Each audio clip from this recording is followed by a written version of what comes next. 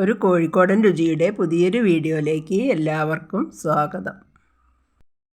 ഇന്ന് വളരെ എളുപ്പത്തിൽ മുട്ട ഫ്രൈ ചെയ്തെടുക്കുന്നതാണ് വീഡിയോയിലിട്ടിട്ടുള്ള റെസിപ്പി. ഈ മുട്ട ഫ്രൈ ഉണ്ടാക്കാൻ 4 കോഴിമുട്ടയാണ് എടുത്തിട്ടുള്ളത്.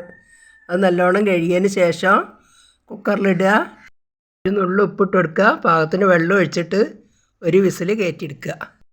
കോഴിമുട്ട വല്ലാതെ വെന്ത് പോവരുത് കേട്ടോ. ഇപ്പോൾ ഈ പുഴുങ്ങിയ മുട്ട തോലൊക്കെ കളഞ്ഞിട്ട് മുറിച്ചെടുത്തിട്ടുണ്ട്. ഇനി അതിലേക്ക് 1 ടീസ്പൂണ് കുരുമുളക് പൊടി, 1/4 ടീസ്പൂണ് മഞ്ഞൾപ്പൊടി, 1/4 ടീസ്പൂണ് ഉപ്പ്, ഇതൊക്കെ കൂടി ഇട്ടിട്ട് ലേശം വെളിച്ചെണ്ണ ഒഴിച്ചിട്ട് ഒന്ന് നല്ലോണം മിക്സാക്കി എടുക്കുക.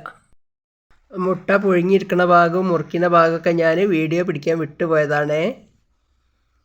നല്ലോണം മിക്സാക്കിയതിന് ശേഷം ഈ ഓരോ കഷ്ണത്തിൻ്റെ മുകളിലും ഇങ്ങനെ തേച്ച് പിടിപ്പിക്കുക.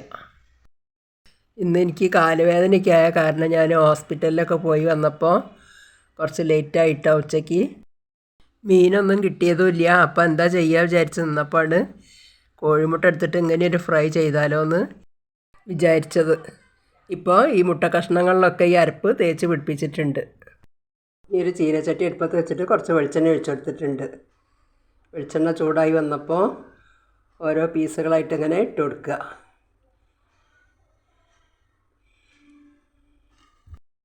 ഇനിയിപ്പം മീനൊന്നും ഇല്ലെങ്കിലും സിമ്പിളായിട്ട് ഉണ്ടാക്കാൻ പറ്റുന്നൊരു മുട്ട ഫ്രൈ ആണ് ഇട്ടത്. ഈ കുരുമുളകിൻ്റെ ഫ്ലേവറും ഒക്കെ വരുമ്പോൾ ഇത് മാത്രം മതി ഇട്ടോ ചോറുണ്ണാനായിട്ട്.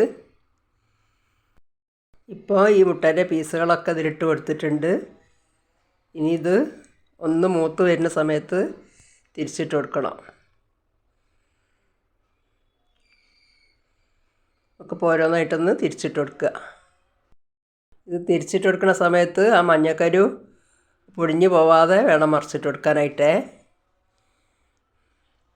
ഇപ്പം എല്ലാ പീസുകളൊന്നും തിരിച്ചിട്ട് കൊടുത്തിട്ടുണ്ട്. മുട്ട കൊണ്ട് ഓംലെറ്റ് ഉണ്ടാക്കുന്നതിനേക്കാളും എല്ലാവർക്കും ഏറെ ഇഷ്ടം ഇങ്ങനെ ഉണ്ടാക്കുന്നതാണ്. ഞാൻ ഇടയ്ക്കൊക്കെ ഇങ്ങനെ ഉണ്ടാക്കലുണ്ട് കേട്ടോ.